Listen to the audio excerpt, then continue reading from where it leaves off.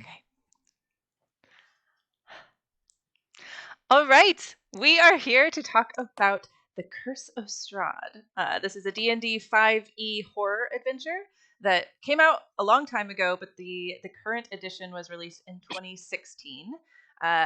This group of fine folks played it with me beginning in September of 2020, and we just finished our campaign in October of 2022. We actually finished like the day before Halloween, so it was quite good. This is my first campaign that I've ever DM'd. My name is Trisha. I work with Dwarcat Reads, and I had an absolute blast playing this game, but I am especially excited to hear from all of my players about what their experience was playing Curse of Strahd. So we're going to go around, and I'd like each of you to just introduce who you are in the material plane in this current level of existence, and then who you played in the Curse of Strahd campaign. Rachel, will you go first? Yeah, sure. So I'm Rachel. I'm the other half of Rawcat Reads. I have played a bunch of D&D 5e. I usually DM, but this was actually the first campaign of pre-prepared material that I'd played through, and it was fantastic. Thank you so much for DMing, Trisha, and getting me out of that forever DM role. So that was wonderful. I'd like you to get back into that, please. Oh, I will. It definitely made me want to play more D&D and get back into creating adventures. So yeah, for sure. Do you want me to do my character now, or are we coming back around? Yeah, who did you play? And my character, I played Irina Kolyana, a trickster cleric. So people might recognize Irina is an NPC. We'll talk more about that later. But yes, this is Rachel's take on Irina Kolyana.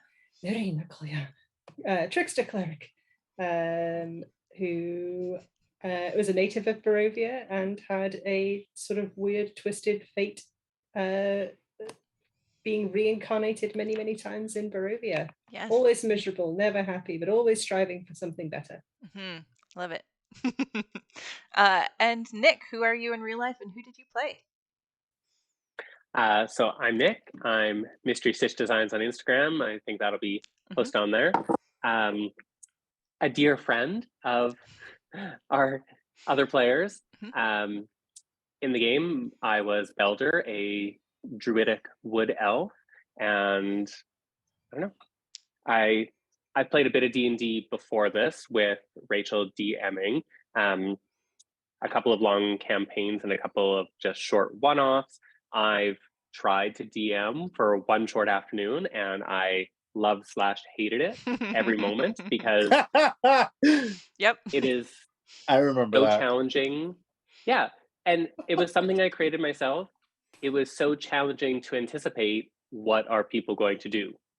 Now, having done that, I know that we put you through a lot. That's an understatement. Off book, understatement of the decade, yes. Going off book and doing different things. So we'll dive into that later. Yeah, you were entertaining while you went off book, so it's okay. Yeah. And Frank. I am Frank. I think this is my first long D&D campaign. Like I've done a couple of like short one-offs with Rachel, and I did the hysterical one that Nick hosted where he completely forgot who he was playing with and did not anticipate how he'd behave. Which I laughed because at that point I think we'd been playing Strahd for like a year, so it did make me laugh that you didn't think me and Rachel would be like, little chaos monkeys. Yeah, you should have known. You should have known. I'd be like, this is the DM's curse. You never know. You always think it'll go this way. Yeah. Well, going forward, I will know. Just plan for 5 minutes. Yeah. And they will fill in the rest of the 3 hours on their own. Yes. The Curse of Strahd campaign book is actually only 5 pages. Oh, right. No. But Frank, who did you play? So I played Seraphina, the paladin of Athena. And I mean, she kind of evolved because I mean, when I first got my hands on her, I thought she was this like strict, like, I mean, like she had a moral compass the entire way through, but I think she got a little more loose and fluid as the campaign went going. like that was kind of, and I realized that was my thing when I first started playing D&D. Was I've always been a really big RPG gamer. Like I play Final Fantasy 14 now, and I'm realizing like I am very much just give me my role and I will like fulfill it to the best of my ability as well as like playing it. And the thing with like tabletop D&D is like that's not always the case. It's not static like that. There's a Like lot it's not of static change. like that. Yeah, And I your mean, and the thing character is like evolves. in that regard, 14's kind of helped me because an MMO is very much like a video game version of D&D because it is fluid to an extent. It depends on who you're playing with. The snake is biting Yeah. its tail all the way down. Well, no, like I don't know. I mean, like I've had some honestly like the funny thing is like, well, I mean, Strahd kind of got us all through the pandemic, you know, so that was kind of like this was kind of Strahd, at least for me, was one of the social things I was looking forward to, especially at the height of the pandemic. Yeah, that's a good point. We started this, we met in person most of the time.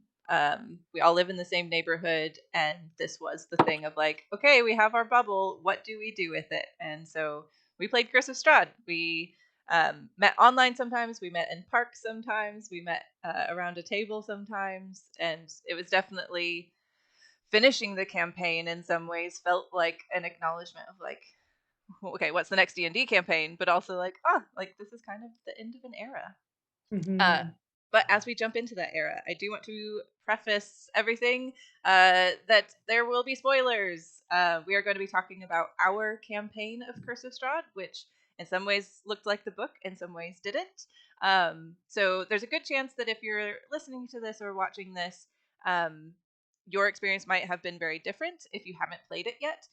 Some of the things we talk about, you might experience, you might not. So take this with a grain of salt. If you don't want to know anything about Curse of Strahd, probably you should not listen to this. But we're just going to share what we thought about the campaign and some of the things that stood out to us. But I think we got to start with a summary. Rachel, you were in every D&D group.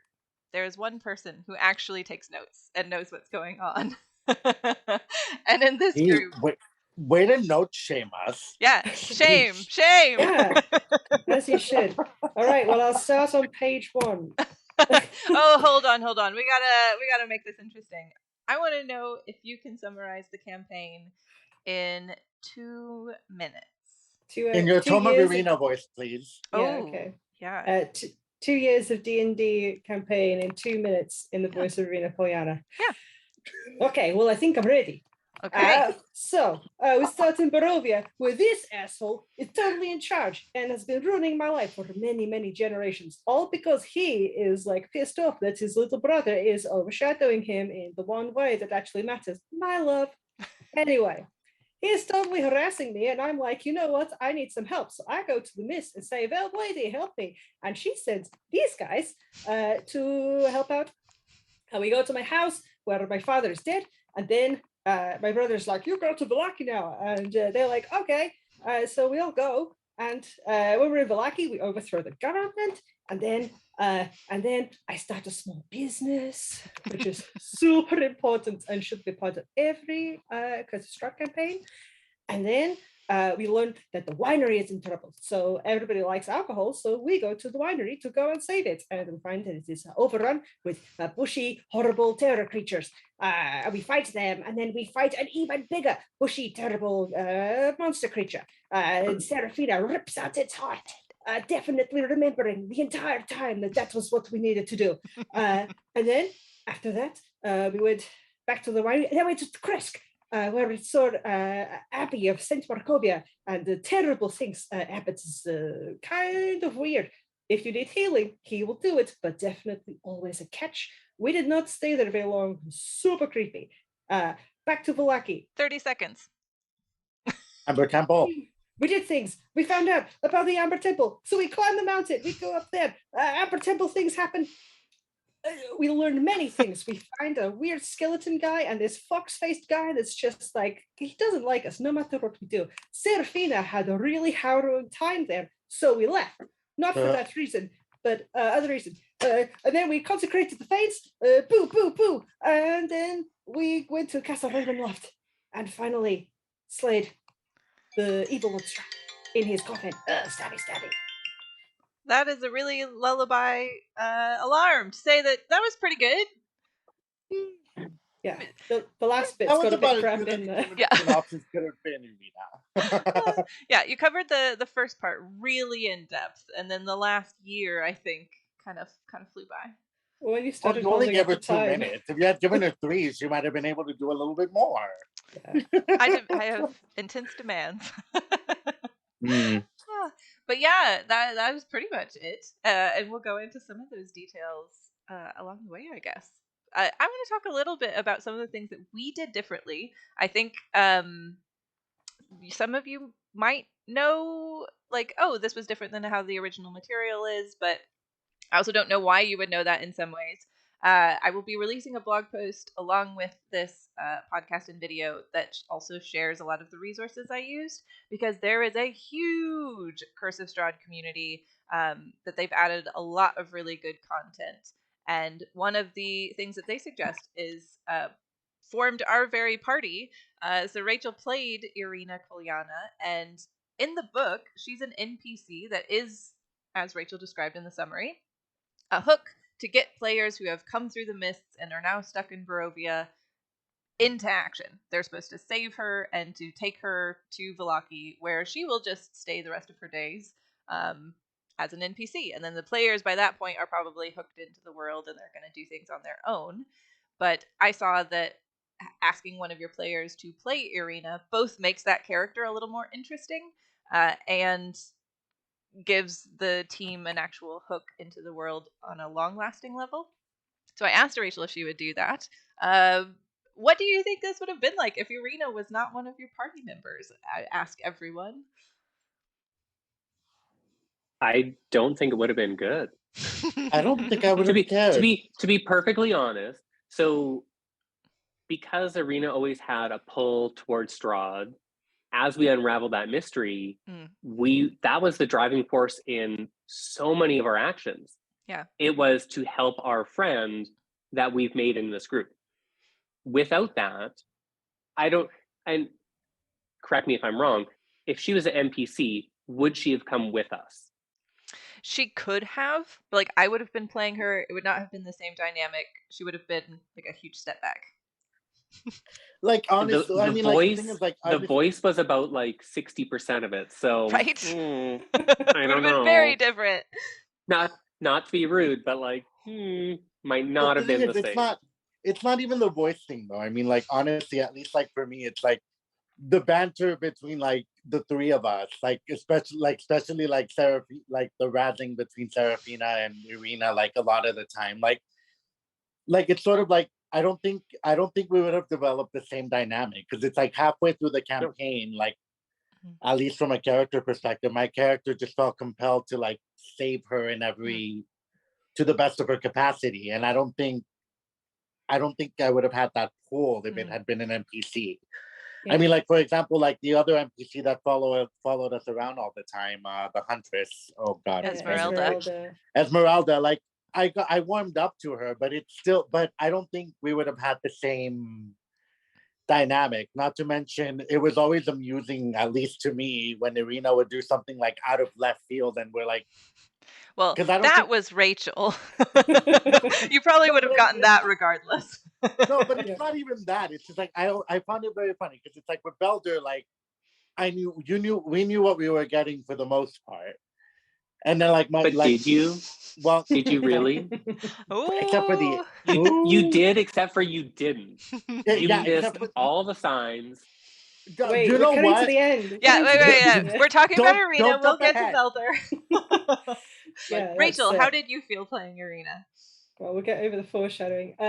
It was really good. I definitely think that having her as a playable character makes that hook very much integral to the story. I can't imagine doing it another way. As the player playing Irina, it was quite intimidating and difficult to start with, because that character is expected to know a lot more about Barovia, and like I could ask for more information from the DM, or sort of guess at the answers, when the other players would ask me like, oh, how do things work here, or what do you know about about the world. So if you are going to include that in your campaign, like definitely think about the information that you give to your arena.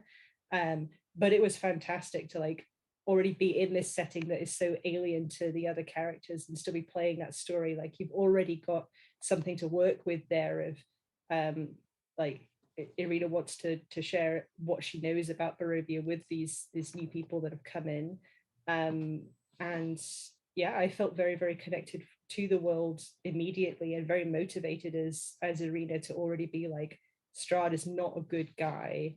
And I could tell you this, and I can sort of give you examples of it. The other players, you really sort of kickstart the story that way rather than, well, is this guy really evil? Like, do we know? Yeah, he really is. And then as we uncovered more of Strahd's backstory, which we did through the Tome of Strahd, actually playing through the story, the experience of having that uncovered while playing as Irina was, I mean, I'll say it was really emotional because you just learned a little bit of like the things that had happened to her previously, and it just really got me into it. And just like I have to destroy this vampire, not because he's a vampire and he's aligned to evil, but because he really fucked with Irina's life beforehand. Like, no, this guy's a jerk.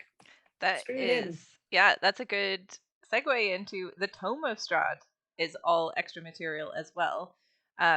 In the campaign, you're supposed to be finding these items and people around that Madame Eva gave you your Taraka reading and told you these are the things you need. And you have to find the Tome of Strahd. But in the book, it is a single page letter that Strahd is like, here's a page of my backstory. Wait, you mean to tell me that none of that was in the book? No, I mean, I didn't make it up. I found someone else who wrote it, but it's all extra material, and that was some of my favorite stuff. Yeah, just that was interesting. Yeah, just as a description, it is like 14 chapters where when the players find this tome, as they're reading it, they get sucked into each chapter as like a mini adventure, and it goes back to Strahd's childhood, and then when he meets Tatiana, who becomes Irina, and then all these different stories along the way that, yeah, I was like, I don't understand how this campaign would be emotionally resonant without all of this extra information. That was one of our like little highlight moments when we were able to do another chapter in the tome. Like like hearing this now, I'm like, oh, that is hilarious. Yeah, it would be garbage without it. Yeah. No, I mean, like, but that's the thing is like, I mean, like, the thing that I enjoyed about our campaign and because I mean, like, so funny enough, like when I was working at Amazon, there was this guy who was into D&D, and he had mentioned that he had tried playing Curse of Strahd with a group of people, and it was horrible. Like he had to quit halfway through because there was just a toxic group of people who were just like trying to do checkpoints and go, and they weren't invested in the narrative at all, and it just wasn't any fun to play. Yeah. So that's kind of like, so that it's kind of, so like you now it kind of makes sense, like you telling us that the Tome of Strahd wasn't included in the base campaign. Like, I mean, because I mean, like that's the thing is like, fortunately, like we are not the type of group who just go in with checkpoints of like A, B, and C for the most part. I mean, we tried. We tried to make a list. I tried.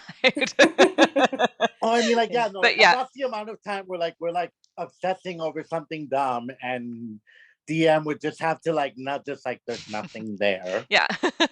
But yeah, you're right that I think this is just a leaf on the ground. It's just a leaf. Yeah. It's just a leaf. Don't it wasn't worry. supposed to be there. It's just a leaf. Yeah.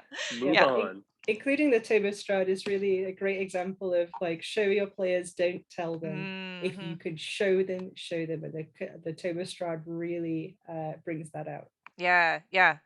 A part of the Tome of Strahd / a part of almost accepted canon that is not actual canon are the Three Fanes. The Three Fanes are not part of the original Curse of Strahd material. It is the Morning Lord is kind of sort of talked about as like a previous deity that some people still worship, but it's not really relevant in any way. And when I found out about the Three Fanes, one, it sounded cool to have like 3 ancient goddesses, and 2, it made so much more sense that part of Strahd's falling into his evilness was taking power from other enormously powerful creatures. And then, like, how fun! Then you get mini dungeons to rescue each of the Fanes and reconsecrate. Then you get special boons at the end of the campaign. It was also nice on my end of a little like, all right, guys, let's get going. You started reconsecrating things. Strahd is not going to just sit back and let that happen. But yeah, the Fanes were totally extra. Oh my god. Mm-mm. So we got a lot of experience Mm-hmm. reconsecrating in the original campaign without the 3 Fanes. How would they have accomplished that? So yeah, the original book is a levels 1 to 10, and so I just let you guys go higher, and then I also found a higher stat block for Strahd. So Okay. by the time you found him, he would be at your level. Okay. All right. I'm sorry. I have my camera on one of those trays, like Okay. TV trays. Yeah. This could be cut. But yeah, so the Strahd or the 3 Fanes were extra, and those dungeons, which for me those were some of my favorite things running. Did you enjoy the dungeons? Do you remember what the dungeons were? It's been a few months. See, I don't know. All I remember is Baba Lai Saga, me trying to like get her to chase me, her calling me a coward, face planting into the grass, and then not being able to get up for the rest of the freaking fight. The dice were mean to you. It wasn't Seraphina's best fight, that's for sure. No, you know what? Like, honestly, Seraphina's biggest freaking issue sometimes was the freaking roll of the dice and the fact that she's a suspicious little bitch. Yeah. Like, the 2 things that got her in trouble were that. That's like, true. The die. Like, seriously, like, I think I rolled something like 20 times while that whole fight was going on. Yeah. But yeah, Baba Lai Saga was definitely a standout. I love that dragon skull. Yeah. It was good. Baba Lai Saga was in the book. Rolling. But the Baba Lai Saga dungeon was in the book? Her moving hut and all of that is, but she is just like the haunted witch in the swamp. The fact that she had kidnapped a Fane was extra. I see. Yeah, but yeah, that was a really good fight. I loved those fights of trying to thread the needle of, I want you all to feel like you are in danger and that things could go wrong at any moment, but I am the sort of DM who does not want to kill players unless players are down for that. So I'm like, oh no, that was too much. Oh no. And that was one of those fights that was just really good. Of the drama was high for me as well as hopefully you. Yeah, for sure. No, the Amber Temple was a bit much, which, by the way, I found out after the fact. Paladins don't usually get stripped of their powers. Yeah, that was extra. That was for you. It was supposed to be a great big paladin moment. Yeah, it was painful. It was amazing, but it was painful. We'll get to special moments. But anything else with the Fanes? Let's see. I liked the one under Yesterhill, because that one was a trip. That one had been hinted at earlier on. We'd already gone to Yesterhill to defeat Winter Splinter, and we knew that you could like go under the tree and there would be some big test under there, and then we came back to it, and I don't remember it being particularly like fighty, which was a nice balance, like taken in context with the Baba Lai Saga one, which we'd just come through. So we were expecting to be like, come out this thing bloody. And I came out of it damaged, but only emotionally, because under there, Irina found out that her brother was dead, because we had people who were dead appear to us. And she was like, how the hell did you get down here? And as a player, I kind of pieced together what was together, but then getting to like play it out and play her realization was pretty intense. So that one also has some not good memories, but it definitely made an impression. Yeah. Man, the funny and like under Yesterhill, like that was the funny thing was like I agree with Rachel. Like I was expecting like, oh damn, I'm like, we're gonna get in here and it's gonna be a bloodbath and we're gonna, And it was like that one fight with that plant that I have a feeling you were expecting to be harder than it was the impression I got. Maybe. I Like, had a bunch of fights ready, but I was just juggling what we would get to in the time that we had available. And yeah. my priority was emotionally damaging you more than physically damaging, because I knew we were also going into the final fight.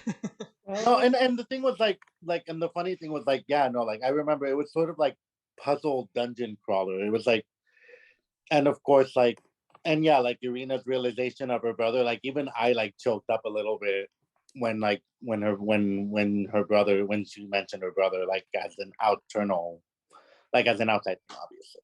Yeah. Like, yeah, no, Yesterhill was fun. And then the other one was it was By the Yesterhill, windmill. Baba Light Saga. Windmill.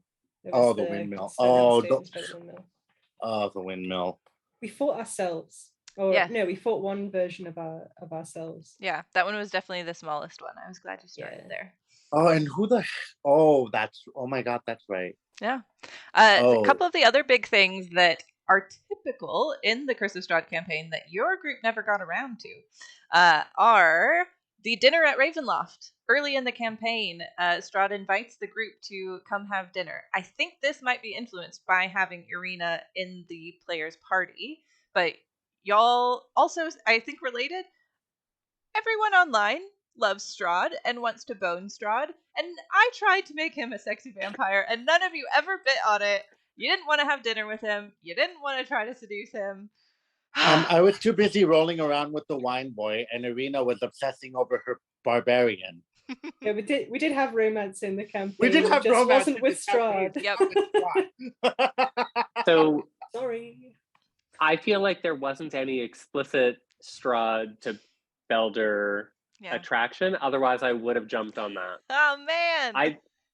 You know what? Because I played it very neutral, very stone-faced. Oh, Belder was like asexual practically. He wasn't, but that's what I led you to believe. He just wasn't attracted to any of you. Well, I mean, I don't blame him. Marina's crazy, and I'm a devout crazy bitch too. So, so the house at the beginning, was that Curse of Strahd or was that Trisha? That is Curse of Strahd. Okay. Oh, you mean the one where I ended up massacring the children? The death house, yes. Yeah. That was week 1 or whatever, right at the beginning. And are we supposed to like change go into the tone? Barovia? What do you mean that changed the tone? Well, for me, because I nearly died or did almost die, panicked, created a silly backstory, and you were like, love it. Let's run with it. Let's go. So all of a sudden I had a built-in secondary character trapped within me, and that changed the narrative a bit. So that was one thing that I was always curious about, if that was a smart move on my part or not, because that changed a lot. You're saying that's why you didn't really feel romantically involved, because you had like a dark power within you? Well, but in explaining that, because you told me to come up with a backstory and whatnot, I chose to be an empty vessel that was raised and trained to fill that purpose and contain this evil within. And in coming up with that character, I chose to be blasé to sexual attractions, everything else, because that's not my life goal. That's not my mission. Doesn't mean that it's not there, but my higher task was to contain this evil within me. Yeah. That's where that was. But again, evil tempting evil. Oh man. We saw some of that. Yeah. It did get worked in a bit, but that's where I'm like, yeah, if Strahd had come to me in a vision where the group didn't know. Yeah, subterfuge. Oh man, more Strahd and subterfuge. Dark Belder. I ship it.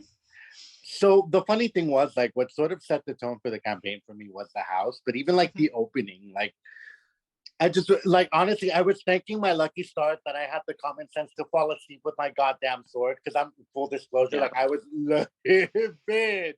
So you were referring to the fact that the campaign starts with all of you just going down a normal road, and then you fall asleep, wake up in Barovia, and you have nothing on you. Everybody I've run this for, which is only 2 groups, they hate it, and it's delightful as a DM. I don't know what you mean. I still had all my stuff. Oh, that's because I was already in Barovia. No, but I mean, but that was the thing with that made me laugh is I'm like, the only reason why I had my sword on it was because, and I believe I had to argue with you. I'm like, she would sleep with her sword. Suspicious bitch right from the beginning. Like, no, she definitely slept with her sword. But suspicious bitch who got them out of plenty of box. Just say. You did stand in front of a lot of damage. Thank you, Seraphina. Honestly, I think it was a running gag for a campaign for Seraphina to somehow be KO'd by Belder's like errant spells. Don't stand in the way. It's not my fault. People never learn to step in, do your damage, and step out. Yeah. That is not my fault. I'm laughing after the first 2 times that I've blasted you. Oh man, I thought we were done. I thought I was done hearing this argument 2 months ago. Here it is again. Let's move on. No, I mean, but in all honesty, like halfway through it was more like, well, just do what you're going to do. I'll figure myself out. Yeah. Okay, so with all those things that were different, there was a lot that was the same. Most of it is from the original material, and I'm very curious now, 2 months, 3 months after we've finished, the things that have stuck with you. So I want to start with, did any of you have favorite NPCs that you met along the way that they could have been there for a long time, they could have been there for a short time, but you were just like, I love this person? For me, it was Skelly. So up in the Amber, this is what we named him. Up in the Amber Temple in the library, if you ever get that far, there is the nicest weird skeletal man you'll ever meet. He's so kind and so lovely, but awfully forgetful.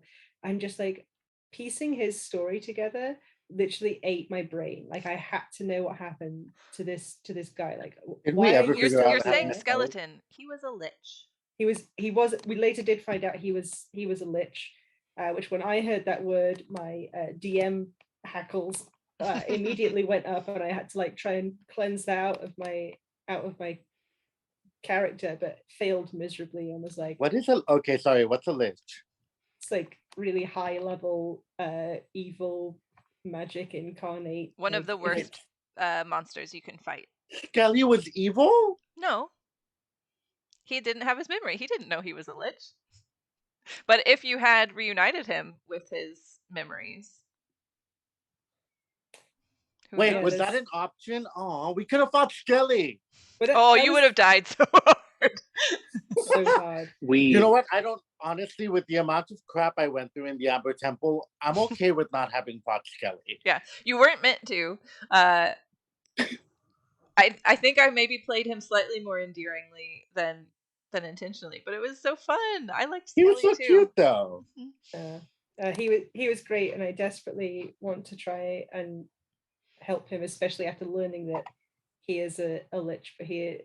But there's something more to it, and I think Trisha, you've told me after the fact a little bit more about him, and I was like, oh, this poor guy, like he just sacrificed himself essentially and had this horrible fate fall on him. So he's always been one of my favorites. Yeah, I don't remember all the details, but it was basically he was trying to contain a dark power and was unable to, or like the dark power got in him, and so he made a deal that he would give up his memories so that he wouldn't hurt anyone, but then he's just stuck now in this like undead form.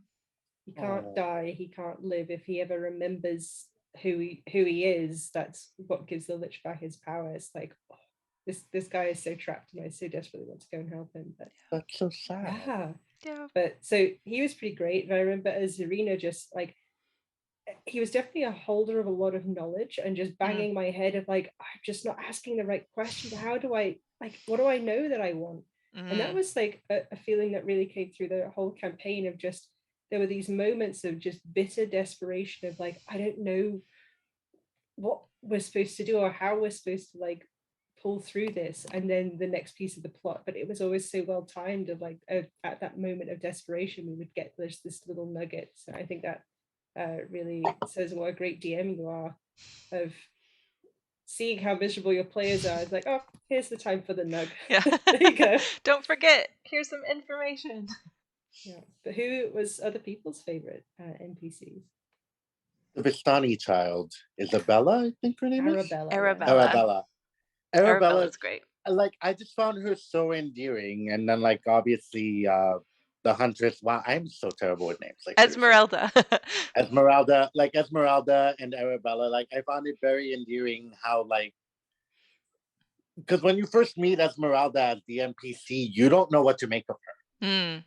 Like at least for me, like I looked at her, like Serafina looked at her, and she knew this woman was formidable, but she didn't know how to read her. Mm. And I think like at least for like Serafina the character, like seeing her maternal instincts with Arabella just like warmed her heart and made her wanna like protect the Vistani. Because I mean, even like later on when we find out that the Vistani are in league with Strahd, like at first it honestly I felt like, at least for me, like my character, I felt like somebody pulled the rug from under me because I developed the same protective sense that I developed with Arena.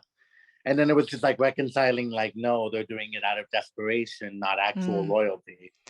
The Vistani are also a really big change that most people acknowledge. The way the Vistani are written in the original book is not great. It is super obviously mapped onto like Romani gypsy people, and they're evil and they put curses on people.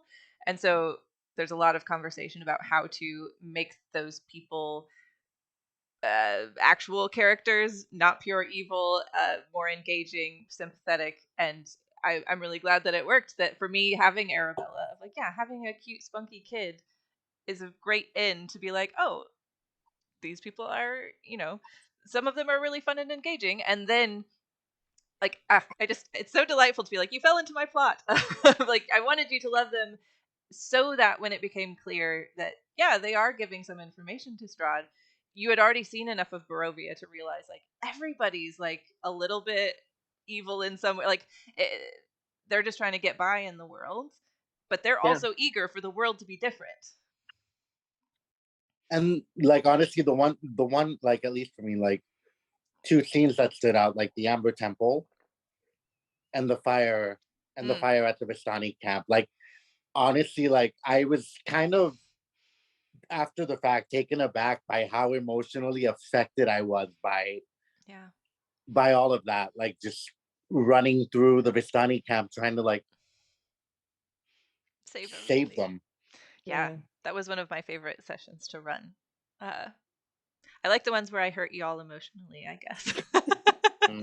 Nick, who did you love NPC wise? Say this. Well, so just to add to that, it's interesting to hear that originally the Vistani were not written to be so impactful in a good way, because I feel like for us, Madame Eva was huge, Arabella was huge. Like, we were completely invested, and when the fire happened, we were distraught with them, and we were doing everything in our power to help and to do that. It's fun. It's interesting to hear it back, especially not knowing, because there were so many things that I questioned when they were happening. And again, I'm Rolodexing through 2.5 years of, oh, that's right. Oh, that's right. Little memories. We were completely invested in that. So that is due to your care to attention and detail in making us fall in love with them. And I gotta say, Van Richten, again, like, oh, love to hate and just engaging. Yeah. He was this missing puzzle piece that we didn't know that we were excited about, and then irritated, and then by the time we found, like, it was a roller coaster with him. We didn't know. Also, Skelly was up there, but you already said that. But Van Richten, yeah. There's a lot of really good, complicated characters. This is what I like about this campaign, because it is a horror setting. Although I would say we probably did more of like a dark fantasy sort of thing, but it lends to playing with a lot of the characters that you are meant to love have also done some terrible things because they live in a horrorscape. And I think you can get away with that a little easier than if it's just a pure like high fantasy campaign. There's a little more pureness of heart, and I enjoy getting to play those characters. It's like, they just did something you hate, but maybe you can understand why they did it. And I love those things. And the funny thing was, I like, think- with my character, that was the thing that kind of shook me. Because, like I said, at the beginning of the campaign, I was playing my paladin, like, straight, like, light heart, good people, like, black and white. The world is black and white. And then, like, as the campaign progressed, and Barovia is gray. Yeah. It's just all gray all the time. Like, I think we no, all... like, I mean, but the thing is, like, and the funny thing was, like, at least for me, like, my character-wise, like, the Amber Temple was kind of like the switch for me. Like, when we got betrayed by that character, name is evading Valinius, me. something like that. No, what was his name? Valinius or something like that. It was something villainous. No, Casimir only did what he Casimir. had to do. Oh, Casimir, of course. No, and that was the thing, was, like, honestly, like, my rage with Casimir, like, and why it ended up going down the way it was, on top of the fact that it was ultimately my redemption arc, was sort of like the rage that he would be so reckless. And then after the fact, when which I'm pretty sure you added, my connection to, like, the Elven clan and his sister and blah blah blah, like, that just made me even more mad after the fact. I'm like, ugh. I'm like, well, you're referring to the fact that Casimir goes to the Amber Temple with you to help you, but also he has his own side mission agenda. To help bring back his sister because he regrets murdering her. And for viewers, Nick played Casimir as his second character. Oh, that, so honestly, like, to this day, I still think that is one of, like, the more shocking things that has happened in any, like, game that I've done. Like, when the betrayal occurred, I was so freaking livid because by that point I had already twatted myself up.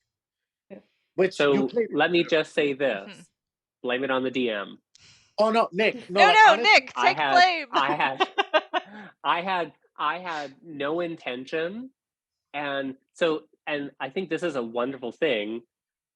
Playing D&D in the digital age, even when we were playing in person, Trisha had her computer out for notes and whatnot, and Frank and I were both playing on our computers. Rachel had her notebook, but you still had your phone, and Trisha would text us with secret details that the group wasn't to know. I love that.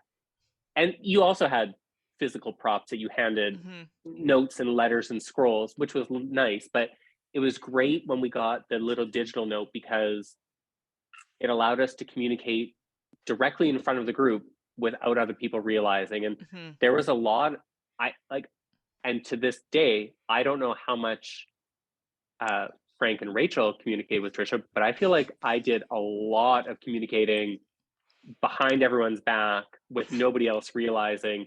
I was rolling to see if I was going to be overcome by evil, and I was messaging Trisha the results just to be like, give me direction, do I need to do something, as it was going. There was so many times I was turning my computer to show the dice on my D&D Beyond screen. Like, it was a lot of fun doing that. Yeah, you were my go-to for, well, it helped that after those first couple sessions, and you were like, I loved that. So then I was like, okay, how can I do more of that? And it was really fun to, like, I could always count on you because also your character was kind of stone-faced the way you said earlier. It made sense to be like, I can throw extra information and extra agendas at you, and I know you're going to be able to do it. And interestingly enough, Serafina and Irina never pried. They never asked. They, in fact, were a little bit rude. They didn't ask about my past. You just didn't. So self-centered. You just went along. You brought me into the group. You didn't really know me. And then you just kind of let me be in the background. And that was your own undoing. Chase me is what I'm hearing. I was busy opening a small business, thank you.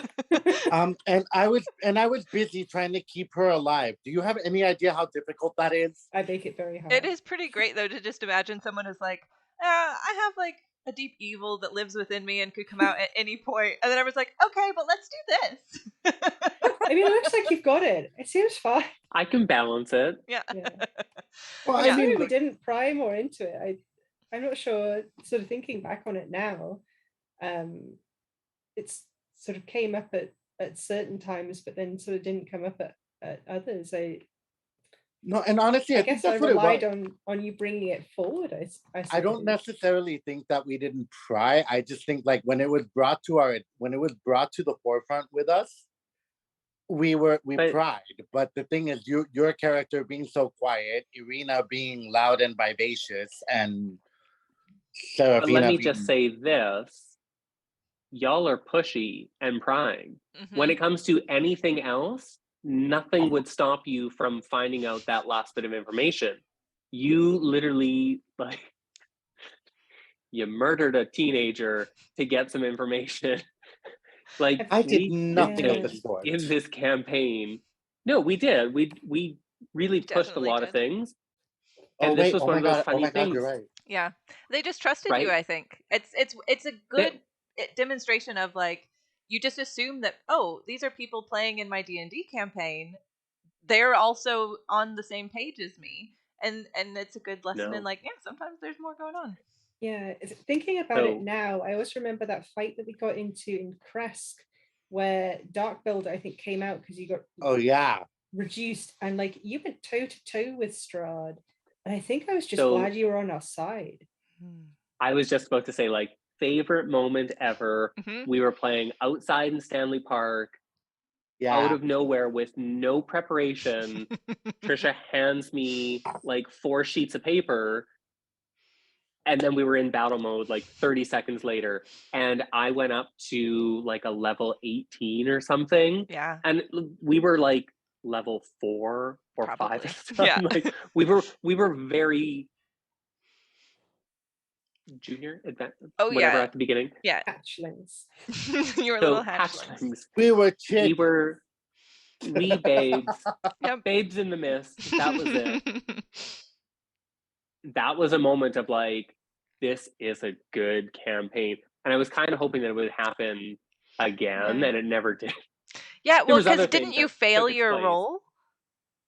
He failed his roll. That's why you gave him the 4 sheets of paper, I believe. There was a trigger for it, yeah. There was a trigger, yeah. I think you failed your roll. I think so. Okay, so I didn't contain the evil, and that's what happened. I think I did push it more in that instance, because I had them printed off, so I must have been ready for it in some way. I must have tipped the scales, but there was definitely something had to happen in world. But yeah, it was always fun to be like, ooh, what's Dark Belder gonna do?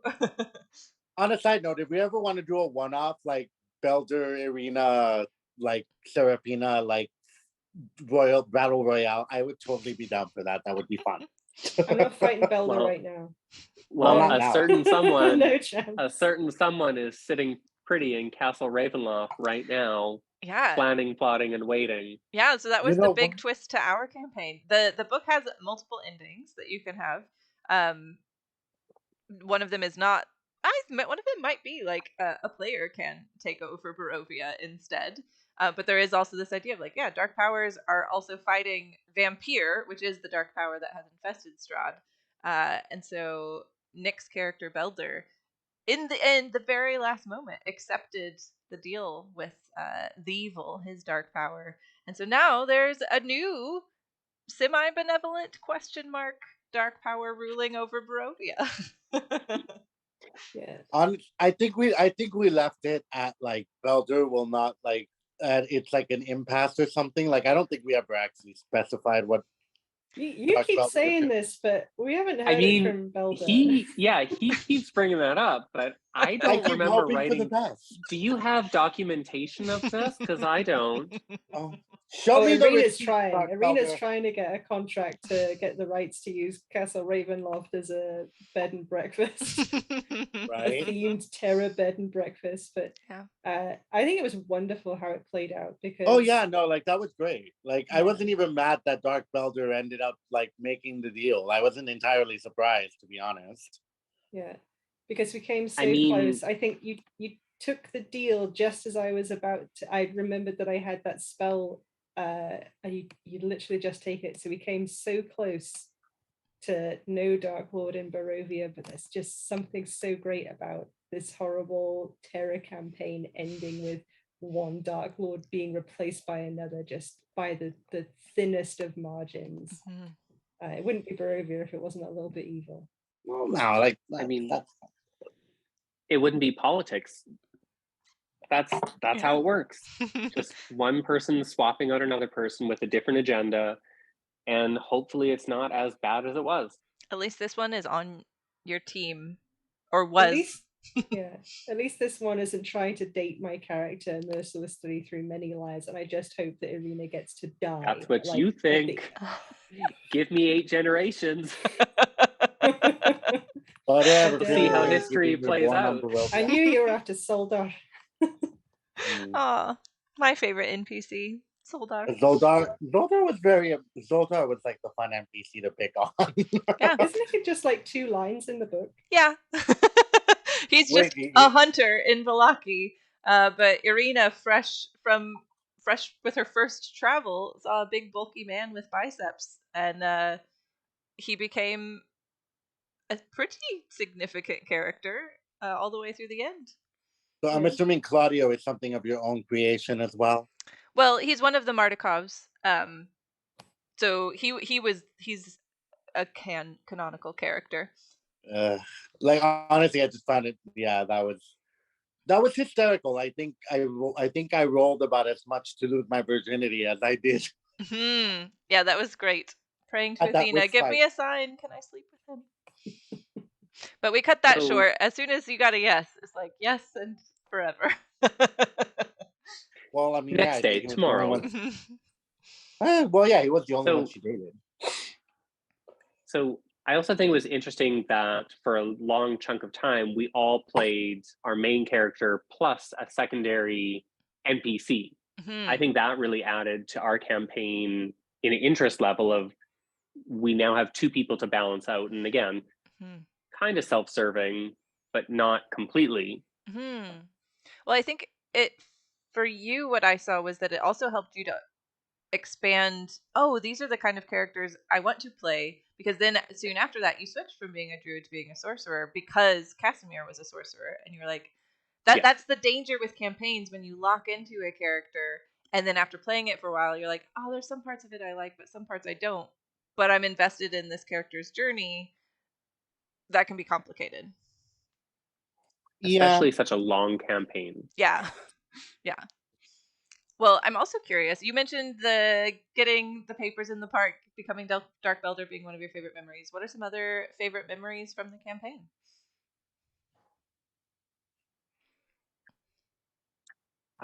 When we battled in the Amber Temple, that was good. I'd rather forget it. The twist, the turn. But again, whether you liked it or not, it was interesting. It was gratifying. Yeah. Like, I mean, honestly, Amber Temple was probably like up there with me, because I mean, that is kind of the, like, yes, you like tore me to shreds, and you could see like the frustration in my face, and I felt so bad for the way you were looking at me, because I'm like, I think she feels a little bit bad, because I was so like distraught after when I failed miserably. Yeah. But at the same time, it's sort of like I've always that has always been kind of like I've always liked that with games. Like Final Fantasy X is my favorite game for that very reason, because I love being taken through those peaks and valleys and feeling completely deflated. So you're talking about your paladin was given like a chance to like prove your devotion to your god. You were suspicious and didn't take it, and then just like that devastation of realizing it, which I think is like, that is devastating when that happens in a D&D campaign. But the thing that's great about D&D is it's not done. And so then you got to keep playing and like renew your vows to Athena. But yeah, it was like, definitely hard at first. And I was like, oh no. Was not fun on the surface. Like honestly, being completely wiped by Casimir was like a highlight for multiple reasons. Because I mean, for a second there, I did contemplate just going evil. I did contemplate just going rogue because I was so mad. Yeah. I was like, not gonna lie, there was a lot of personal satisfaction in playing that fight and fighting you guys. So I see the DM, how you can enjoy nearly killing people, but you don't want to kill them, but you really want to have that moment. Yeah. I got to do that as my NPC. and it was satisfying. It scratched an itch. Well, and the funny thing was, like, and like I said, the thing is, like, Nick played it so well because I was not expecting that betrayal that came out of left field. And when it happened, I was like, son of a bitch. Like, it was honestly, it was satisfying for you. And even though, like, you fucking completely, like, mopped the floor with me, it was satisfying to me to an extent. Because honestly, I wasn't expecting to be redeemed. I was just like, okay, well, now I'm dead. Okay, fine, whatever. I played her to the end. Like, honestly, because again, you don't take anything for granted. I was like, okay, I died. Let's see what happens now. Yeah, rebirth. Like, it was a lot of fun. Like the Amber Temple, even with the mazes and the. Didn't we end up taking like something like that like reigniting fireball thing that's probably burned down the museum by now? The fire We took skull? many things. We took many things. Yeah, I know. Like, honestly, like I think we should have been called like the collectors of Barovia with the amount of like dark shit we ended up bringing back to the museum. Yeah, Well, you don't that's have a Rachel. museum of- What was one of your favorite memories? Yeah, you don't have a museum of oddities without some oddities. So one of the things that I forced Trisha to do this time was I wanted to run a small business, and Trisha was very kind enough to come up with a bunch of rules that would sort of help with is this a viable thing or not. And it really gave my character another focus other than, being pursued by the Dark Lord of Barovia, this unassailable vampire kind of thing. In those early sessions and like throughout, when she was sort of lacking that bit of direction or feeling like, well, I can't take Strahd on now, like the hopelessness was kept at bay by having my secondary goal of opening the Museum of Oddities, my small business. After we came across the death house, and in the basement there's just this weird collection of shit that maybe looks a little bit magical but isn't at all. It's like a desiccated frog tied to a stick and like a bag with some weird rocks in it or something. So my character took all of these things and decided that they would open a Museum of Oddities. And then as we went on our adventures through Barovia, of course you come across more weird stuff. So the others would be like looking around for the evil to fight. Meanwhile, Irina's like tucking this like animated hand, like tying it up and like putting it in her bag and be like, dude, look. And then like trying to find a good way to like neutralize a flame skull in the Amber Temple, while Seraphina's like on her knees begging her god to forgive her. We're just like, don't mind me, just looking after my future kind of thing. So maybe this is why I didn't notice Belda was evil, because I was too busy stealing other stuff behind his back. You also had to try and find a taxidermist in Barovia for that spider. Yeah. Oh my so God, much. yeah. Where did that spider end up? Yeah. It was in the Vistani camp, but the Vistani were taxiderming it, but then the camp burned down. So I think my spider is dead, but there is a dragon skull in the swamp that after the campaign, Irina would definitely have made Soldar go back to that swamp and get that dragon skull. Yeah. Well, having that museum, although it was very overwhelming when you first brought it up, as if any DMs are listening to this, when you go to Vallaki, it is very overwhelming because it's the first time where a million things are happening. And then one of my players came and said, also, what if I ran a business? Could you design something for that? And I was like, but you came up with a lot of good ideas too. But it made it a great base. So that worked out really well. It was a great base of operations for our group. Like, we'd always end up regrouping at the museum. Yeah. Like, safety, the massacre of Safety People Adventure. Road People Safety Corps.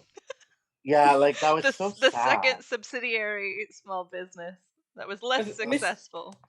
We haven't said the name of our adventuring party. Right. Mystery People Adventure Corps. Mist People Adventure Corps. Yeah. I designed a logo and everything. Oh, that's right. Yeah. Yeah, that business was great. It made it also easy to be like, if I ever needed you to go in any direction, I didn't have to use that too much, but it could be like, oh, there's weird things here potentially for the museum. I was on it. Yeah. Frank, what about you? What was a favorite memory? The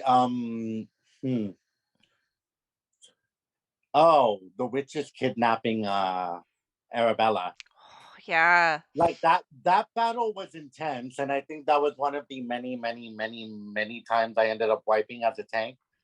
which That was the witches at the windmill who were making dream pies out of children. Which, by the way, I don't think any of us ate the meat. No, you didn't. I really wanted you to. Too suspicious. Yeah. Like, we were too suspicious, and the funny thing was, like, so question, DM, were we supposed to go to their place before we got to Belaki? You could have done it either way. Really? Mm-hmm. Because that was the thing, is I kind of felt like you corralled us there. Because the minute Arabella got kidnapped, we were kind of like, well, we gotta go save her ass. That was definitely, by the time you got around to doing it, it was this is a plot thread that is hanging that I want to get resolved before we go on to other things. So how do I raise the stakes? Like, Arabella specifically being kidnapped was not part of the original content, but I was like, this is a kid you all love. You will rescue her. Yeah, no, and honestly, we were like dogs chasing after a freaking meat. The minute we found out she was taken, like, we bolted out of the Vistani camp. And you saved her from becoming pies. Yes. And burned down their windmill. Yeah, that was a really good moment for Seraphina, because that was one of kind of the few instances of, like, purely good or evil. Like, it's very clear, wipe these witches out, burn this place down. It is evil. Yeah, I think, was that one of the instances where you killed me, Baldur? I can't remember. There were so many of them. No. Somebody else killed you. I don't exactly remember what happened. I did a firebolt through the door, burnt the whole thing out. You then went through the door, and somebody was waiting outside. Oh, and they yeah, got right. you. I took the hit, and then Irina came out. Yeah, granted, I did what I had to do, because that's exactly what my role is, to take the hit. So, no, like, honestly, like, so that was one of my favorites. The getting to Belaki was sort of, what, funny enough, like, I found it very endearing. Like, like climbing up that hill, I found it very funny. Like, just the amount of times we got into precarious situations just traveling through Barovia, like the murder of our little, like, patrol, like, and finding the children in the trees, and like, I mean, like, just little moments that sort of, like, made us invest ourselves in Barovia. Like, that was kind of which is what I enjoy with an RPG, like with a tabletop or a video game. Like, I want to be immersed in this world. I want to care. If I don't care, like, oh, I'm glad that you felt what's that the way. point? Like, to me, what's the point? You know, and honestly, it was a lot of fun, like, gelling with Belder and Irina, and the three of us just had a really, like, brotherly dynamic, even, like, all the way through. Like, we were good foils for each other. Yeah, it was definitely a good group, a good campaign. Something that obviously we could talk about for an hour very easily, which we did. Oh boy. But yeah, it was really fun to get to relive this with you all. I feel like going through a campaign for 2 years, it's like perpetual fodder for remember this. Is there any last thoughts you want to share before we close this out? If somebody says, do you want to play Curse of Strahd? Do it. Yes. Like, just get a good group of friends and just go to town. Yeah, or don't get a good group of friends. Betray them all. Easy peasy. Yeah. It's definitely a campaign that really makes you, or it can make you, if it's run well, which ours was, really question, like, the nature of good and evil. There was another moment that I meant to bring up earlier, actually, for my character, where the spell, like, hold person, it was hold person. There's all of those spells that, like, manipulate people, like charm person, anything that, like, changes their mood or the way that they would act.